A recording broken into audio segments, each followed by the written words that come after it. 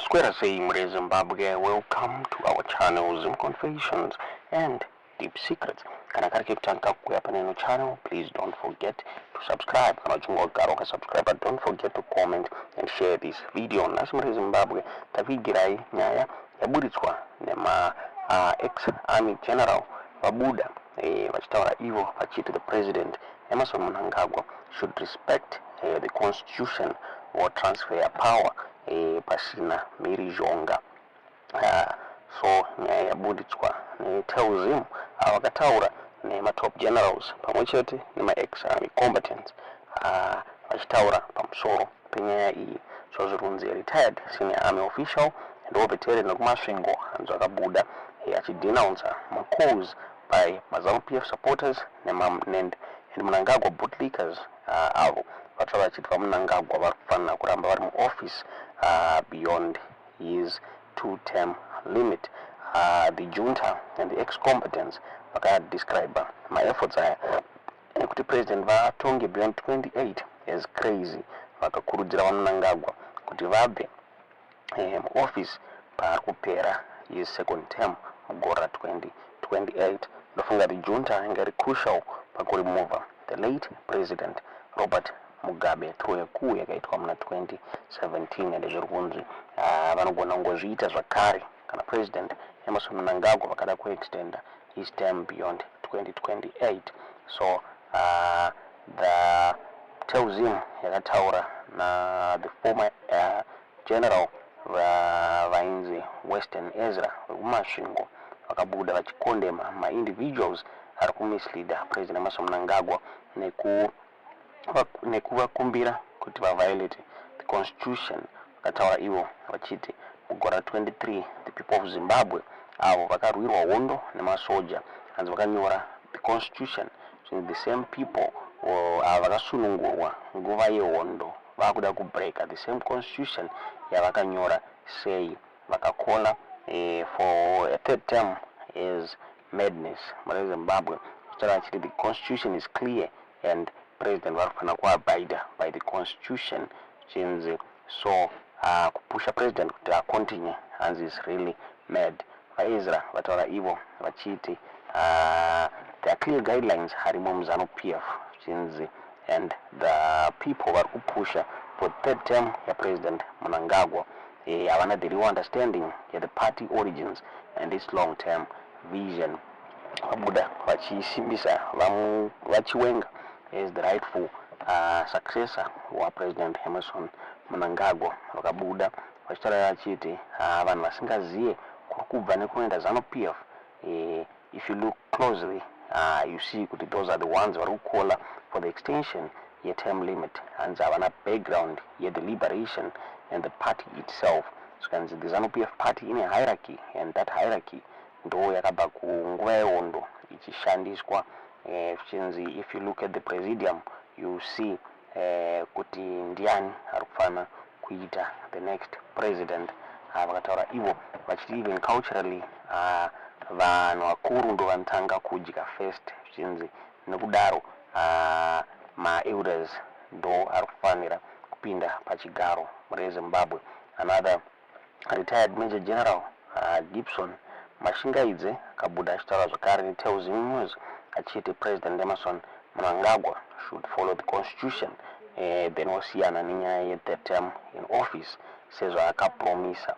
Vakabuda vachitaura vachiti he is a constitutionalist just like president Emerson Mnangagwa.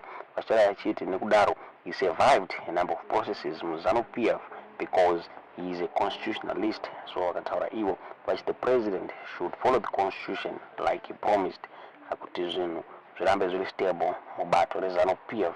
Another war veteran and former major general uyo akaramba kubudisa zita rake akataura iye achiti he firmly believes in peaceful power transfer and kuramba nekuuphold the constitution mune Zimbabwe. Akataura ivo vachiti those who are pushing for the extension and presidential limit as they are doing it for their benefit, as they want to benefit, not for the greater good of the country mune Zimbabwe. If we have a cause for a third term, presidential term, akatangira ku Masvingo province neZANU-PF. Provinces akaendera mberi achisupporta this initiative achikurudzira Mnangagwa kuti varambe vari mupower so that they achieve the vision 2030. Ndofunga mazuva apfuura the ZANU-PF Harare province yakaproposa kuti paamendwe the national constitution during their provincial interdistrict conference. Kutaura ivo vachiti the constitution inofana kuamendwa then poextendwa the term limit reZimbabwe. So Teuzimu yakabuda achitaura pamusoro penyaya iyi pachitaura yachiti a retired senior army official, a war veteran in Masvingo, has denounced the call for overzealous ZANU-PF supporters and Mnangagwa bootlickers to have President Emmerson Mnangagwa's term in office extended beyond the 2-term limit. The junta and ex-combatants described these efforts as crazy and urged Mnangagwa to leave office at the end of his second term in 2028. The junta was crucial in the removal of the late President Robert Mugabe through a coup in 2017. Teuzimu reports that a war veteran named Western Ezra from Masvingo condemned the individuals who were misleading the president by asking him to violate the constitution. He said, in 2018, the people of Zimbabwe, whom we liberated through the War of Liberation, wrote a constitution. The same people whom we freed are the ones calling for the breaking of the same constitution they wrote. Calling for a third term is madness. The constitution is clear and the president should abide by it. So those who are pushing him to continue are really mad. Ezra added that ZANU-PF had clear guidelines in place and that those individuals pushing for a third term for President Mnangagwa had no real understanding of the party's origins and its long-term vision. He said, people do not know where ZANU-PF is coming from, and if you look closely, you will see that those calling for the extension of the term limit have no background of the liberation and the party itself. The party is a hierarchy, and that hierarchy was used since the War of Liberation. And if you look at the Presidium, you see who is supposed to take over. Even culturally, the elders eat first, and because we are cultured people, the elders lead first in their order. Another war veteran, retired Major General Gibson Mashingaidze, told Teuzimu News that President Mnangagwa should unequivocally follow the constitution and refrain from seeking a third term in office, so he had previously promised, said Mashingaidze. I'm a constitutionalist just like the president. I survived a number of processes within ZANU-PF because I'm a constitutionalist. So, as a constitutionalist, I think the president should follow the constitution, just like he promised. We all heard him saying he will step down when his second term lapsed. Another war veteran who preferred anonymity said the constitution is clear on presidential term limits.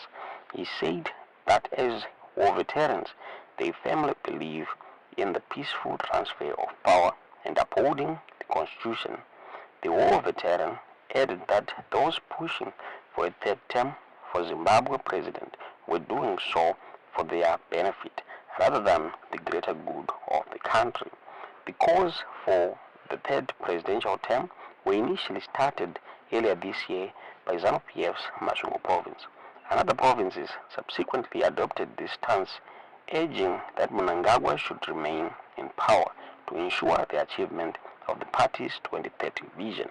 More recently, on Sunday, August 25, ZANU-PF's Harare province proposed amendments to the national constitution during its provincial interdistrict conference. The key resolution that emerged from this meeting was the recommendation that President Mnangagwa should be allowed to continue leading the country beyond 2028, when his second and final term is set to expire. Furthermore, the Harare Interdistrict Conference also proposed amending the constitutional clause that prohibits any changes that would benefit the incumbent president. Ndo zvakabudidzwa neTeuzimu reZimbabwe. Tingaziva rumwana sei nyaya iyi. Tiudzewo zvamuri kufunga pamusoro penyaya iyi mucomment section.